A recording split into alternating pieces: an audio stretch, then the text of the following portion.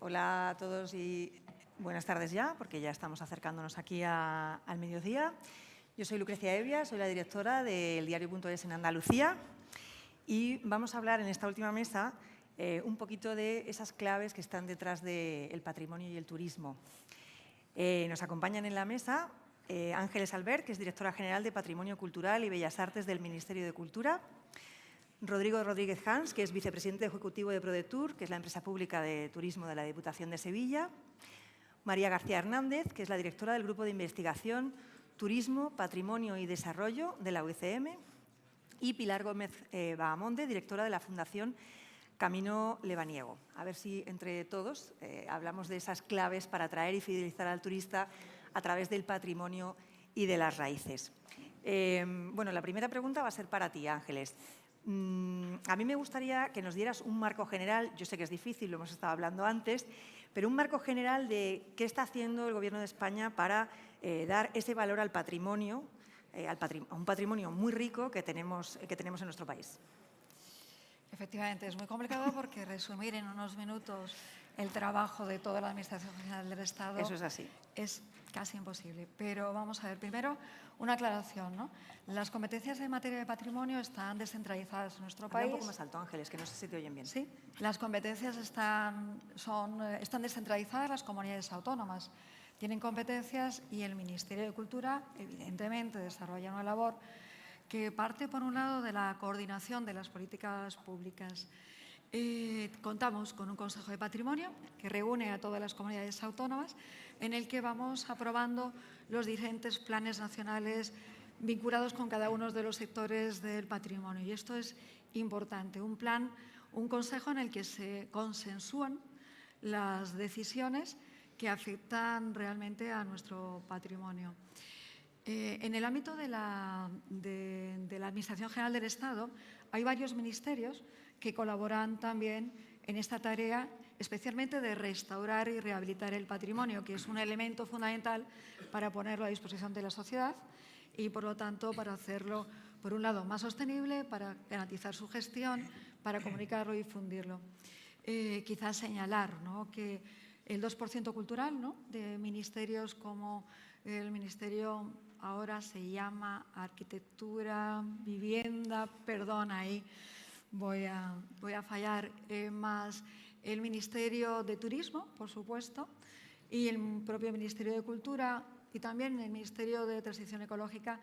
Ese 2% más la acción directa del Ministerio, podemos estar hablando en este último año también con la inclusión de los fondos de la Unión Europea, ¿no?, de los fondos de resiliencia, de en torno a 300 millones de euros que se ha invertido para la rehabilitación. En algunos casos son proyectos que ocuparán varios años, 2-3 años, en el caso de lo que tiene que ver con el Ministerio de Vivienda y Arquitectura. En los casos del Ministerio de Turismo, realmente, como son fondos europeos, hasta junio del año que viene, 2026. Pero es una cantidad importante porque ha habido un esfuerzo importante también de coordinación entre los distintos ministerios.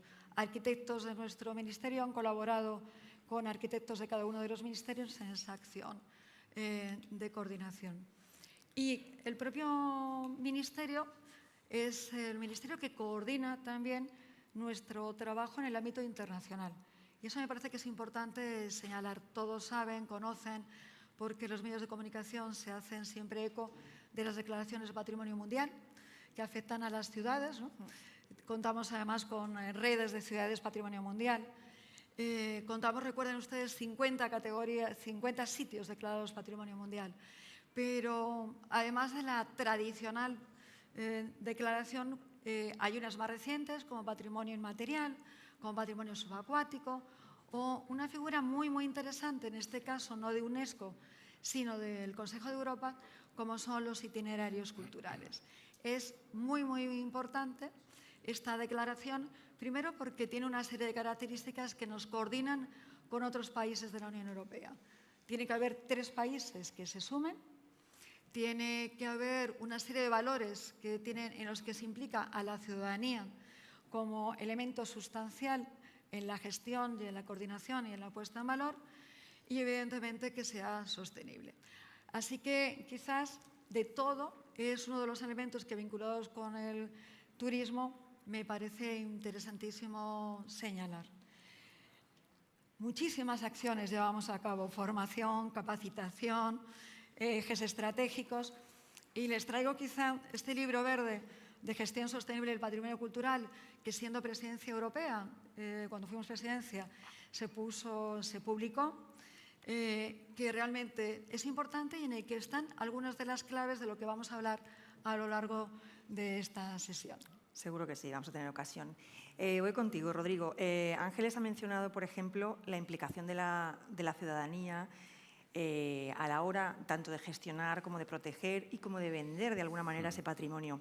Yo sé que desde la Diputación de Sevilla habéis optado por implicar a los vecinos, ¿no?, de esos pueblos, ¿no?, que lo que es la provincia de Sevilla a veces se ve eclipsada por la capital, que tiene mucha potencia, pero la propia provincia tiene mucho patrimonio, tanto natural como cultural. ¿Cómo se ha llevado a cabo esa implicación de los vecinos y si veis que está funcionando y cómo está funcionando, ¿no?, que es una manera también, os he hablado en otras mesas, de fidelizar a ese turista?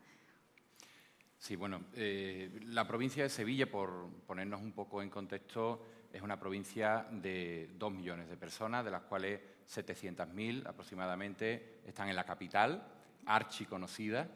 Sevilla se conoce pues en el mundo entero, y ese triángulo de catedral, archivo de Indias y Alcázar, pues no hay que presentarlo en ningún sitio, ni hay que hacer promoción turística de ello porque se conoce. Y después una provincia de 1.300.000 que realmente en torno al área metropolitana, hay una realidad metropolitana de Sevilla que suma en total 1,5 millones, pues otro medio millón que están en segundas, terceras coronas, que evidentemente están viendo, y este es el motivo por el cual se implica y por el cual la Diputación hace un esfuerzo y está encima de una política que es transformadora, pues una población que está viendo y unos municipios que están viendo el turismo como una gran oportunidad. En algunos casos que no son mayoritarios en la provincia de Sevilla, casi la última herramienta o la última oportunidad de arraigo al territorio, de desarrollo sostenible, especialmente en nuestra Sierra Morena, en la Sierra Sur, en espacios donde incluso pues, peligra la población por el fenómeno del reto demográfico. Esta es la base de nuestra provincia y lo que hacemos es que precisamente en estos municipios puedan tener un escaparate, y la población de estos municipios fueron más de 60 quienes trajeron una oferta turística en el pasado Fitur, cuando hace unos años pues, Sevilla era Sevilla, la capital, algunos municipios muy patrimoniales, pero con el cambio, con la transformación del turismo de experiencia, del turismo gastronómico, del turismo pues, también cultural, un turismo de cercanía a la naturaleza, un turismo activo, ha posibilitado que se despierte en muchos territorios, en muchos municipios, que se encienda la chispa del turismo como oportunidad. Esto se ha entendido muy bien. En Sevilla, especialmente, aparte de todas las potencialidades de la riqueza patrimonial y de toda la oferta turística que podemos tener, lo mejor que tenemos precisamente es que los sevillanos y las sevillanas pues, reciben con los brazos abiertos y abren sus puertas de par en par a quienes nos visitan. Creo que ese es nuestro mayor valor y somos capaces de identificar nuestro municipio, nuestra oferta, con quienes vivimos a diario en ellas, ¿no? Es fundamental la buena convivencia y es fundamental que todos estemos involucrados, porque evidentemente ya en nuestra provincia el turismo es el 20% del PIB. Estamos hablando de las cosas de comer.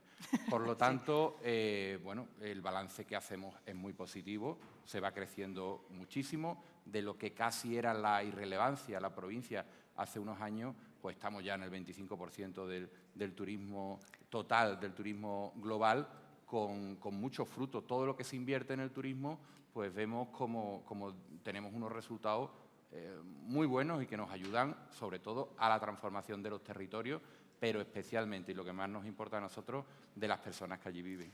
Eso es, ¿no? Los vecinos como patrimonio también, ¿no? La Por forma de vida supuesto. que comentaba antes el alcalde de A Coruña. Y enlazo contigo, Pilar.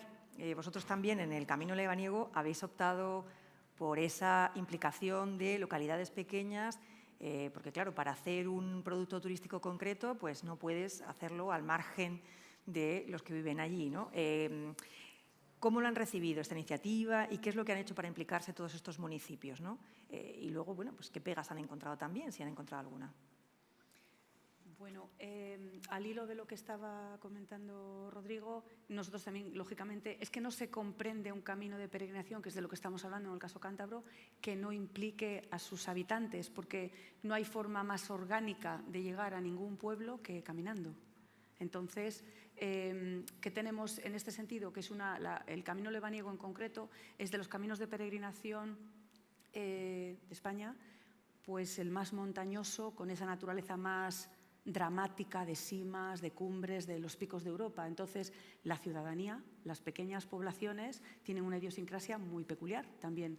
Entonces, lo que hacemos es acercarnos a cada territorio, que son pequeñitas localidades, que son como joyitas todas diferentes, lo que hablaba antes el ministro de la diversidad, en un territorio tan pequeño, porque en el fondo Cantabria es el 1% del territorio nacional, pero es que tenemos tanta diversidad que es abrumador. Entonces, en estas pequeñas poblaciones, lo que se pretende es que las acciones que hacemos desde la Fundación Camino Lebaniego, dentro de la Consejería de Cultura, Turismo y Deporte, vayan todas dirigidas como al albergue como rotor, como un vórtice de actividad en las localidades pequeñas. Porque todos sabemos que muchas veces, como los pueblos están deshabitando, a mí no me gusta decir vaciando porque no están vacíos, Da dolor tienen eso. todo lo que somos, ¿no? Pero se están deshabitando, pues las personas que están allí tienen ese concepto de soledad, la soledad del lugareño porque se están quedando solos, pero también marida con la soledad intrínseca inherente del mundo urbano, el que va caminando, haciendo un camino de peregrinación, ¿qué busca? O sea, todos tenemos coche, moto, más grande, más pequeño, bicicleta, pero al final dejas todo, te pones una mochila. Entonces, esto es una realidad que en el camino se encuentran mis ganas de encontrarme con alguien que me diga que estamos todos vivos y que mi día a día, aquello tal, bueno, lo que nos pasa a todos, aquella reunión, aquello tal, no es el mundo entero, es solo una faceta de mí, la otra, ¿dónde estoy yo en todo esto? Entonces, yo llego a esto y lo que hacemos nosotros desde la Fundación es invitar al lugareño a que se dé cuenta de esto, de esta realidad también. Entonces, esto une, porque no sé si, bueno, aquí hay gente muy joven, pero cuando yo era pequeña había estos sitios que eran como un pequeño ultramarinos, que era el barcito del pueblo, que te tomabas un café, que cogías 1 kilo de azúcar, que no sé qué, ¿sabes? Claro, entonces... La tienda de Sabio, que dicen en Andalucía. Sí, Eso es. sí. Entonces, la gente iba a estas cosas y tomaba un café y eran puntos de encuentro. Claro, imagínate que la última señora o el último señor se jubiló, este barcito de pueblo desaparece y ahora ya tengo 78 años y me apetece tomar un café y no tengo dónde. Pues el albergue puede ser ese punto de encuentro donde la manera más sostenible es que la persona que lleva el albergue tenga un café pues, para los peregrinos y es como más gradual, más orgánico todo. Entonces, sin extenderme mucho, pero organizamos, empezamos el piloto el año pasado y bueno, estamos pues, locos pasados de contentos porque organizamos unos talleres para estas localidades cara al albergue o lo más parecido al albergue que haya en la localidad. Entonces, ¿qué hacemos? Cogemos lo vernáculo, pues por ejemplo, la ferrería, cogemos la ferrería de Cádiz y hacemos un taller elaborado. Y luego, los telares en Cabezón de Líbana. Os estoy poniendo ejemplos, ¿vale?, de lo que es el recorridito. Sí. ¿Qué pasa? Que nosotros pensamos, vamos a hacerlo en primer término para nuestros niños, la muchachada, o sea, los pequeños, vamos a poner en valor todo esto y tal. Y con ellos venían abuelas y personas que no eran, o sea, personas que tenían tiempo y podían hacerlo. Entonces teníamos de la gente de la comarca que tenía como avidez de esto. Y luego empezaron a venir personas que ahora este año, personas de fuera de la comarca, un 64% empezó a venir, a acudir de zonas de otras partes de Cantabria y de provincias aledañas. Y entonces al final tenemos que íbamos a por algo más o menos en concreto y ver qué sucedía, y ahora tenemos un 50%, esta es la segunda edición, tenemos un 50% más de solicitudes, y la gente que lo hace repite de un sitio a otro. Entonces, la gente de los pueblos lo que está viendo es, jolín, hay vidilla. Sí, que hay vidilla, que me gusta lo que nosotros tenemos esa raíz que tenemos aquí, ¿no? La raíz y todo esto, la idiosincrasia nuestra se ve fidelizada, no solo en el peregrino que va recorriendo, sino que hay gente que repite la actividad en una población y en otra, porque lo que buscan lo encuentran. Entiendo, Pilar y Rodrigo, porque vosotros decís que tanto las localidades de la provincia de Sevilla como el Camino Lebaniego están muy contentas con esas acciones de turismo, de conservación de patrimonio, que han atraído a gente a lugares que igual en otra ocasión pues tienen menos, en ese caso están deshabitadas o tienen menos tránsito, ¿no? de gente, pero la realidad, María, es que hay un debate abierto sobre si el turismo es positivo o negativo sobre este patrimonio, tanto el patrimonio natural como el patrimonio cultural, ¿no? Tú, que eres una estudiosa de esto, danos una pista. Pues podríamos estar hablando ahora sobre los impactos Absolutamente. Los impactos del turismo. Yo creo que no descubro nada nuevo. Todos los que estamos aquí sabemos que el turismo no es una actividad inocua. El turismo modifica realidades preexistentes e incide en el patrimonio, igual que incide en la naturaleza, igual que incide en nuestras ciudades y en nuestros pueblos. Pero yo creo que cuando hablamos de impacto tenemos que matizar mucho, ¿no? ¿Qué impacto? ¿Qué dimensión del impacto? ¿Qué alcance? ¿Qué lectura? ¿No? Porque el turismo modifica, crea efectos, pero esos efectos tienen diferentes lecturas. Tienen una lectura muy positiva. Desde la primera hora de la mañana no hacemos nada más que escuchar. Tenemos casi 100 millones de turistas internacionales, tenemos un montón de viajeros españoles, hay un contexto de hipermovilidad, qué contentos estamos todos con todo el turismo que tenemos, qué paraíso. O sea, hay una lectura muy positiva de los efectos del turismo en términos de Producto Interior Bruto, en términos de ingresos, digamos, desde el punto de vista económico, esa lectura es positiva. También lo es para los elementos del patrimonio que se consumen turísticamente, ¿no? Pues la Alhambra de Granada pues, tiene 2 millones de visitantes y un montón de ingresos que le permite acometer algunas otras cosas que otros pequeños sitios o municipios no tan conocidos de la provincia de Sevilla, pues no pueden, ¿no? O sea, con lo cual el turismo es una oportunidad, tiene efectos positivos, pero también tiene efectos negativos. Y en esta dimensión casi siempre nos fijamos en el medio natural, ¿no? Antes han hablado de la presión turística sobre los espacios naturales protegidos. Parece ser que el impacto negativo se asocia pues a veces al patrimonio, a la conservación del patrimonio cultural o a la conservación del patrimonio natural, ¿no? Parece ser que es como el precio medioambiental o patrimonial que tenemos que pagar por el desarrollo económico del turismo. Eso en cuanto a lectura, pero luego está el alcance, ¿no? El impacto no es lo mismo el de un visitante que el de 100 millones de visitantes. Que hay una cuestión de volumen y aquí parece, yo en toda la mañana he oído referirse a eso, ¿no? Es más impacto, tanto positivo como negativo. Y es verdad que no es una cuestión, ha salido mucho el tema de la gestión, ¿no? Como la clave. No importa tanto el número como la gestión. Bueno, pero el número importa cuando estamos cuantificando el impacto. Claro. En relación a lo negativo, ¿no? Porque... Claro, a mí me gustaría lanzaros una pregunta a todos, un poco al hilo de lo que dice María, es ¿en qué punto pasamos de la explotación del patrimonio a la sobreexplotación del patrimonio? O sea, ¿cómo gestionáis, digamos, ese miedo, ¿no?, a que se os vaya de las manos, ¿no? Un poco en los casos concretos de la provincia y del Camino Lebaniego y en términos generales? Bueno, yo creo que en términos generales, y obviamente coincido con todo lo que decía María, hay que intentar, y creo que tenemos suficiente oferta, porque tenemos un patrimonio cultural riquísimo. 7.500 bienes de interés cultural declarados desde la Administración General del Estado, más los de las comunidades autónomas, en sus diferentes categorías, los municipios, etc. Una amplitud riquísima. Por lo tanto, diversificar, no solamente en el territorio nacional, sino también en las estaciones, ¿no? Y eso es fundamental, ¿no? Contribuir, ¿no?, a la difusión, a la divulgación de todas las posibilidades que ofrece nuestro patrimonio de ser compartido. Nosotros, lógicamente, huimos de las concentraciones masivas porque las concentraciones masivas afectan negativamente a la conservación y, por lo tanto, afectan negativamente a la pervivencia de nuestro propio patrimonio, que es el origen y el centro y el objetivo que tenemos que hacer. Pero ese equilibrio se puede hacer diversificando. Rodrigo. Evidentemente, la desconcentración y la desmasificación es clave en todo esto. En nuestro caso tenemos el reto de que el corazón que bombea el turismo en nuestra provincia, que es la ciudad de Sevilla, precisamente se abra y se desconcentre en favor de muchísimos destinos que tenemos y una oferta amplísima en el resto de la provincia, tanto patrimoniales como no patrimoniales. Pero si hablamos de la conservación del patrimonio, pues yo aquí tengo una opinión clara.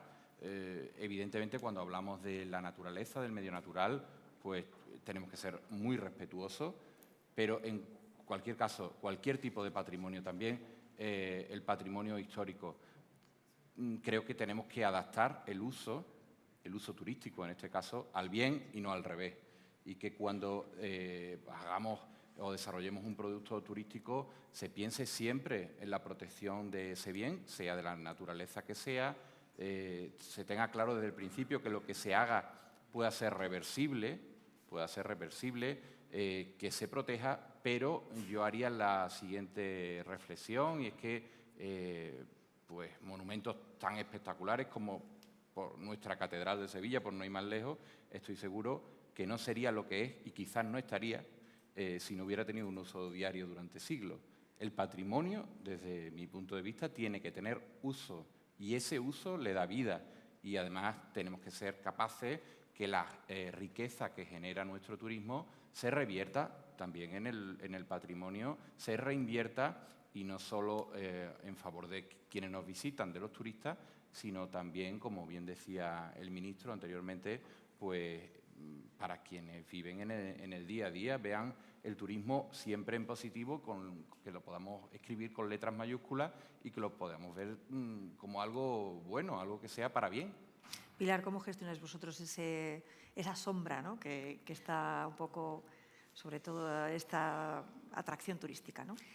Es un tema muy delicado, trabajamos muchísimo con todo el foco puesto, porque además el camino lebaniego es patrimonio de la humanidad también. Entonces tienes que procurar la protección del peregrino, la protección del entorno, la protección de las poblaciones. Nosotros estamos haciendo un estudio de capacidad de carga del camino, que consideramos que es fundamental para poder tomar decisiones un poquitín, y por supuesto de lo que se ha estado hablando en la mesa anterior, hacerlo en conjunto. La Fundación Camilo Lebaniego, el Gobierno de Cantabria, está, por ejemplo, con los alcaldes, los municipios apoyan muchísimo, las entidades locales y la ciudadanía.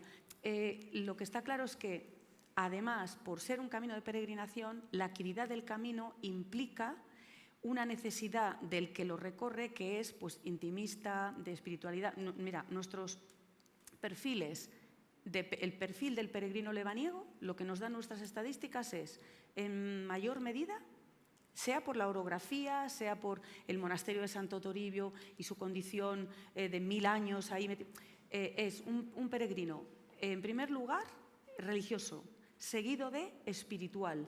Tercer motivo es cultural. Cuarto motivo, personal. ¿Qué es un motivo personal? Pues algo que llevo dentro, que no sé qué forma tiene o que no te puedo expresar, tal. Y luego ya naturaleza, deporte y tal. Entonces, tenemos que trabajar, nosotros estamos trabajando para que el peregrino obtenga lo que necesita, pero también protegiendo la actividad, o sea, de los pueblecitos, o sea, que la vida del lugareño esté protegida, para que la vida que escogieron, la vida rural, esté protegida. Y al proteger la vida del lugareño, es decir, ese respeto por ese equilibrio, buscar ese equilibrio, también estamos protegiendo la experiencia del peregrino, porque si permitimos que 100 personas entren cada día en una localidad que tiene 18 casas abiertas, pues ¿dónde está el pueblecito? ¿Dónde está la vida rural? ¿Dónde está nada? ¿no? Entonces, esa búsqueda del equilibrio es una máxima constante y, bueno, es un reto, es un reto, pero el propio camino es un reto en sí mismo. O sea claro, que... pero esto, María, va para ti, pero para todos también. La realidad es que hay algunas administraciones que en la gestión tanto del patrimonio natural como del patrimonio cultural han decidido optar por hacerlos rentables, pero no, o sea, yo no sé hasta qué punto eso, priorizar la rentabilidad frente a la conservación, puede ser un problema o una ventaja. Quiero decir, rentables, al final ganas más dinero, puedes invertirlo más, pero... ¿Hablo yo? Bueno, yo sé que como vas saltando, yo me había preparado la respuesta al tema del punto de equilibrio. Empieza por donde tú quieras, y no te luego preocupes. te paso a la rentabilidad. Venga. El tema de cuánto es demasiado, ¿no? ¿Cuánto es demasiado, no? Pues esa es la gran pregunta. Yo creo que depende del tipo de patrimonio del que estemos hablando. No es lo mismo un monumento o un conjunto monumental musealizado que el casco histórico de una ciudad. Porque bienes de interés cultural son los monumentos, los parques arqueológicos, pero son también los centros históricos de las ciudades. Ese es también patrimonio cultural de dimensión urbana. Entonces, nosotros podemos calcular la capacidad de carga de la Alhambra o de la Catedral de Sevilla o de... ¿Se puede? ¿Cuántas personas caben? ¿Cuáles son los criterios de movilidad óptima? ¿Cómo los evacuamos en caso de un... Es decir, podemos decir cuál es, en función de su nivel de rotación, cuántas personas dejamos entrar al año. Pero eso no lo podemos hacer en el Centro Histórico de Sevilla o no lo podemos hacer en el Centro Histórico de Madrid, ¿no? Entonces, hay unos temas de gestión que son factibles a nivel de recurso, que no son factibles a nivel de patrimonio urbano. Y ahí es donde está el gran reto del país. ¿Por qué? Porque el atractivo de los destinos es básicamente un atractivo de ciudades, en las que tienen monumentos que se gestionan de manera más o menos, yo no voy a decir fácil, porque gestionar el Alcázar de Sevilla o la Catedral o la Alhambra no es fácil, pero es más fácil que gestionar una ciudad. Es más fácil, porque tiene una sola función, que es la museística. Bueno, tienes una... Sobre todo tiene una puerta. Y tiene una puerta de entrada y salida, exactamente. Abres, la cierras. Entonces, eso es asequible. ¿Qué pasa? Cuando llegamos a la ciudad, ¿cuánto es demasiado? Pues no es fácil de decir, porque claro, el turismo no solo afecta a la conservación física de ese patrimonio, afecta a la conservación de aspectos sociales o funcionales que están en la base de la inclusión de estos sitios en la lista del patrimonio mundial. ¿Por qué se inscriben nuestras ciudades en el patrimonio mundial? Se inscriben no solo porque tienen unas vistas, unas alturas, unos tejados, unos materiales constructivos, se inscriben también porque tienen heterogeneidad social, heterogeneidad funcional, son espacios donde perviven tradiciones, espacios donde perviven fiestas, actividades comunitarias. Entonces, el turismo ahí es mucho más agresivo porque no modifica los edificios, pero sí modifica la realidad social y funcional. Esto en cuanto a cuánto es mucho y cuánto es demasiado, ¿no? Este es nuestro gran reto como país. ¿Cuántas viviendas de uso turístico podemos permitir en las ciudades para que no desplacen la función residencial, ¿no? Pues lo ha dicho el ministro, ¿no? Lo ha dicho el ministro. Luego, el tema que decías de... Rentabilidad. Primero paso por gestión. El punto de balance, o sea, el punto de equilibrio, cuánto es demasiado, cómo se gestiona. Pues igual, ¿cómo gestionamos los flujos de visitantes en la Alhambra? Pues gestionando flujos, abriendo y cerrando la puerta y escalonando entradas, poniendo política tarifaria y tal. ¿Cómo gestionamos en una ciudad? Ahí no gestionamos flujos, gestionamos usos. Y ahí es toda esta política de regulación vía planeamiento urbanístico, qué permito, qué no permito, en qué zonas permito, cuánto permito, que está en el debate y que es, bueno, pues yo creo que el gran reto que tienen todas las ciudades, desde Barcelona hasta Albarracín, Teruel, 1000 habitantes. Tiene el gran reto de no convertirse en una única vivienda o un conjunto de viviendas turísticas con un casco vacío. Y luego rentabilidad. Rentabilidad. ¿Es rentable el turismo para el patrimonio? Yo diría que no. No, a ver, es rentable En términos de indirectos, es decir, al final, si tenemos un patrimonio bien conservado, eso es la base del atractivo turístico. Y, evidentemente, que lleguen más visitantes significa que tenemos más ingresos, más impuestos, redistribución indirecta.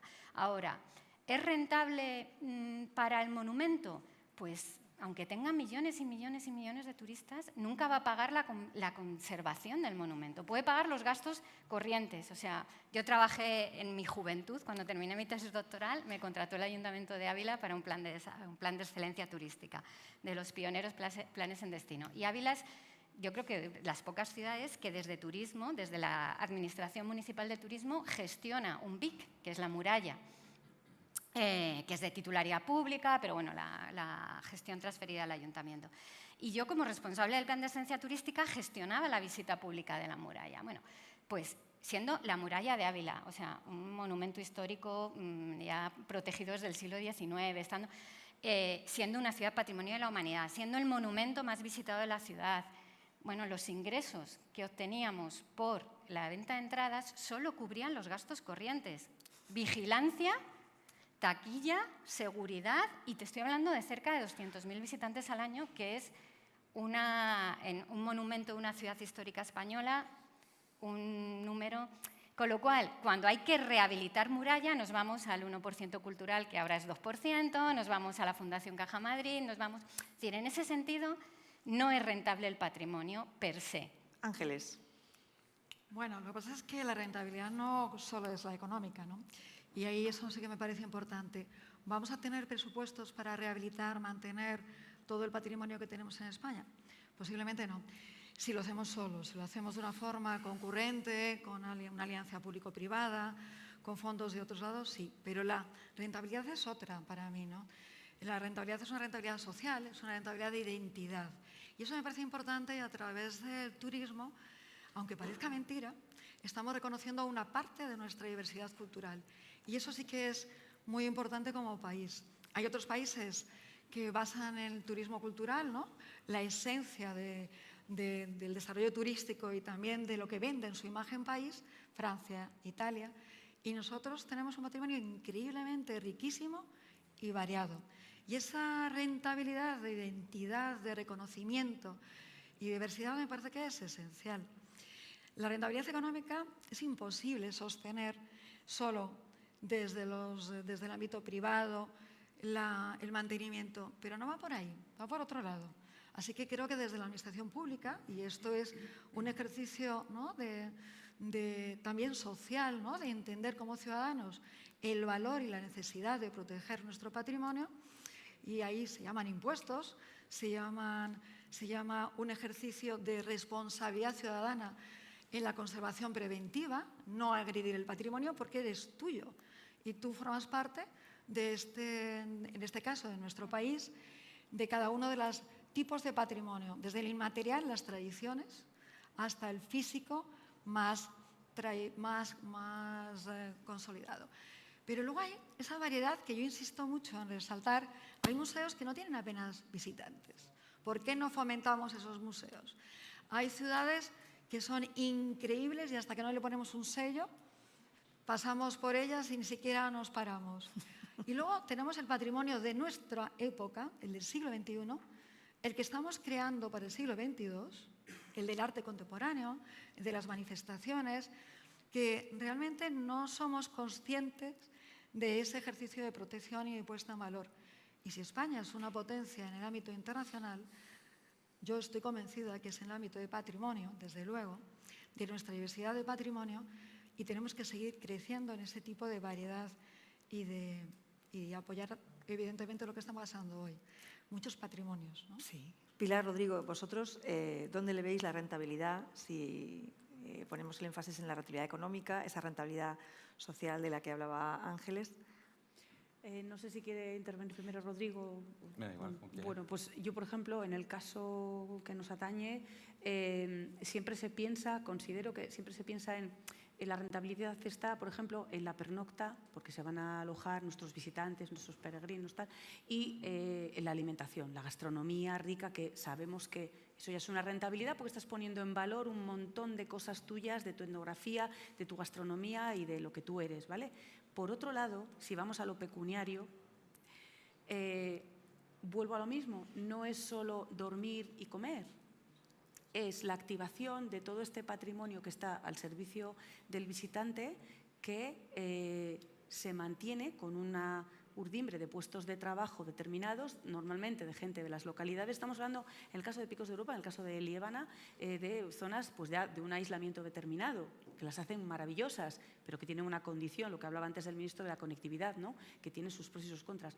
Bueno, pues en este sentido estás generando esa urdimbre de otros trabajos del sector, que no solo es pues, la ganadería, la alimentación, la agricultura, tal, no sé qué, el sector servicios, pero luego además yo os traigo la propia experiencia de nuestros taxistas, por ejemplo. Nadie piensa en que los peregrinos, en el caso de una peregrinación, pues yo puedo querer caminar de esta etapa a esta etapa, me quedo en este albergue, pero me deja usted, por favor, en el anterior, porque voy a realizar una etapa más grande y no me veo...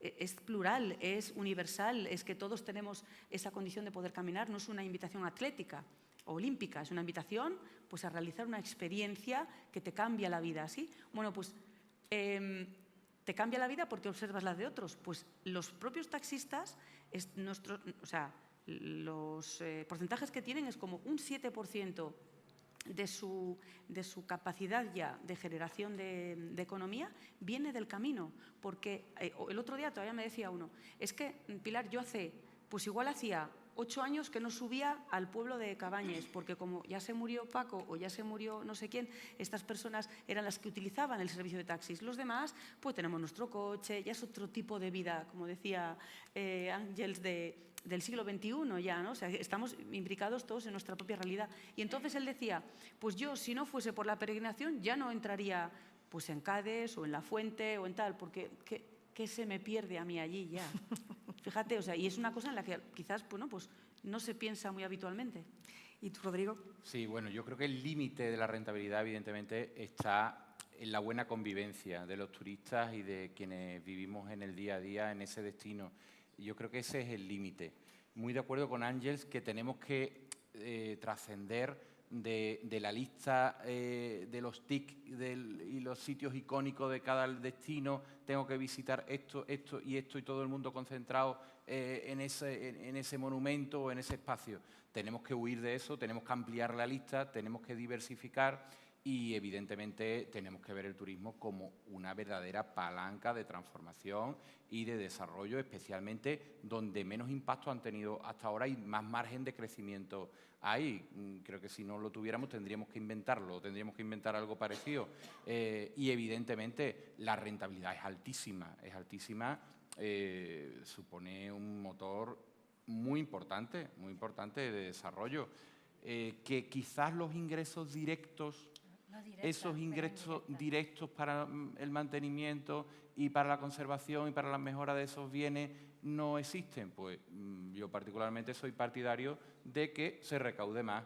Eso que no está de moda, y cada vez que alguien dice eso de recaudar más, dice apunta para otro lado. No, pues hay que recaudar más y hay que dar también la posibilidad a los ayuntamientos. Yo soy alcalde de un municipio y además de un municipio pequeño, y hay que confiar en los ayuntamientos como administraciones que gestionan muy bien y conocen muy directamente cuál es la realidad de su municipio, para que sean capaces de, en el caso de que sea necesario, establecer determinados límites o de imponer tasas y ser capaces además de recaudar, y que esa recaudación extra vaya directamente a parar a esos bienes de los que estar orgullosos, y de que, igual que cuando vas por Roma ves un gran monumento y dices este bien se está reformando, se está interviniendo gracias a la tasa turística. Pues creo que ese sería un importante paso. Además, quiero hacer énfasis desde el punto de vista y dándole su lugar a los ayuntamientos, a la administración local, que suele gestionar muy bien. Y porque eso, además, si me permites, conciencia a la ciudadanía, toda ella. Conciencia al turista, vale, yo estoy ocasionando aquí una disrupción que decíamos antes, pero mira, esto se está con esa tasa que yo pago, estoy contribuyendo. Sirve para algo, ¿no? Y el lugareño, da igual que sea de una urbe o de un sitio pequeño, el lugareño también dice, bueno, con esta actividad se está manteniendo esto, se está ayudando a esto otro. Es concienciación. No quería que terminara la mesa sin preguntaros una última pregunta, que tiene que ser muy rápida porque tenemos muy poquito tiempo. Pero ya lo mencionaba antes Pilar, hay un enfoque que ha salido a lo largo de toda la mañana, que es el tema de las experiencias, de hacer algo diferente, ¿no? Que es sacar al turista un poco de los monumentos clásicos o de la lista de cosas que hay que ver, la lista de siempre sería, ¿no? ¿Vosotros creéis que esas experiencias, que me consta que también en la provincia de Sevilla están haciendo, comprometen más al turista con el entorno? ¿Consigues un embajador nuevo?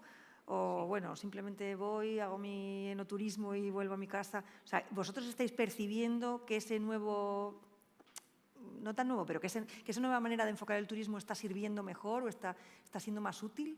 Sí, mira, yo, y termino con esto, lo tengo en mi propia familia. Mi abuela, cada vez que iba a un sitio, se traía una estampita, una figurita, bueno, mi abuela. Son 4 generaciones. Mi hija hoy, que tiene 24 años, cuando vuelve o le dices, ¿no sacas una foto? Acaba de venir recientemente de Sevilla, que ha venido trastornada de Sevilla, maravilloso. Y le dije, ¡joy! ¿No has hecho más fotos? Y dice, no, mamá, quería vivirlo. Qué bien. Si ha abandonado el móvil, ya has puesto una pica en Flandes, vamos. Planchada, quería vivirla. Sin duda, el turismo de experiencia da lugar a que los turistas sean prescriptores, que nos quedemos siempre con ganas de más, de no haber tachado de la lista de visitas, de haber dado quizás un paseo a caballo por la Doñana sevillana o haber visitado una bodega en la Sierra Morena de nuestra provincia. Eso funciona muy bien y algo de lo que no se suele hablar tanto, que es el sector maíz, los congresos, las reuniones, los incentivos, también son un gran foco de prescripción. Quien va a un congreso del motor o de cualquier otro sector y tiene una pincelada de nuestra provincia, en espacios además únicos, distintos, se queda siempre con esa ventana abierta, con esas ganas de volver y cuando llega a casa, pues evidentemente dice eso. Tenemos que volver a la provincia de Sevilla y ahora, en lugar de ir yo, pues vamos a ir toda la familia juntos. María Ángeles, rápidamente. Por supuesto. ¿Creéis que la experiencia puede salvarnos de todos estos peligros? Desde mi punto de vista, no sé si salvar, pero desde luego es fundamental, porque la cultura es eso, ¿no? Es una suma de experiencias, es una forma de entender y de relacionarte con el entorno y, evidentemente, con la memoria del pasado para la construcción del futuro. En ese sentido, me parece simplemente anotar que el formar, el trabajar con los niños, con el colegio, ayuda en esa sensibilidad de ser prescriptores en la vida cotidiana, en las familias y después, posteriormente. Para mí, sin duda, la experiencia es fundamental. Rápidamente, María. A mí es que no me gusta lo del turismo de experiencia y el turismo experiencial. Pues avanti. No, a ver, digo que experiencias tenemos, esto es una experiencia, quiero decir que es nuestro, vivimos teniendo experiencias, entonces todos los turistas han tenido siempre experiencias, entonces no sé muy bien a qué se refiere. Yo creo que cuando se habla de turismo de experiencias, lo que se está hablando es de nuevos contenidos o servicios ofrecidos a los turistas. Pues ya no vas solo a ver una ciudad, sino que haces una cata de vino, tienes una visita guiada, o sea, son diversificar los contenidos, diversificar la oferta que se ofrece a los visitantes. Y luego hay gente que es muy buen turista, muy ético, muy comprometido, y hay gente que le ofrezcas lo que le ofrezcas, su experiencia va a ser superflua, banal. Quiero decir que eso no depende tanto de la oferta como de la persona que hace el turismo. Y un último punto respecto a esto de diversificar, descentralizar. Sí y no, quiero decir, hay 17.000 BIC en España, ¿vale? Y problemas de saturación turística tienen muy pocos. El gran problema del patrimonio es la infrautilización turística del patrimonio. Y es imposible que esos 17.000 BIC, es imposible y además no deseable, se pongan en el mercado turístico más convencional. Otra cosa es que tengan una proyección cultural para población residente o población... Me estoy pasando, ¿no? Nos hemos pasado del todo. María, vale. me van a reñir. Bueno, me callo, ¿no? Ya está, ¿no? Esto ahora lo hablamos con la cervecita que nos vamos a tomar y ahondamos más en ello. Pero bueno, sí que quería agradecer a todos los invitados e invitadas que habéis venido, que a vosotros en concreto y a todos los que han cubierto el resto de las mesas. Aquí vamos a dar punto final. También agradecer a los que habéis estado como oyentes, tanto aquí como desde vuestros ordenadores online.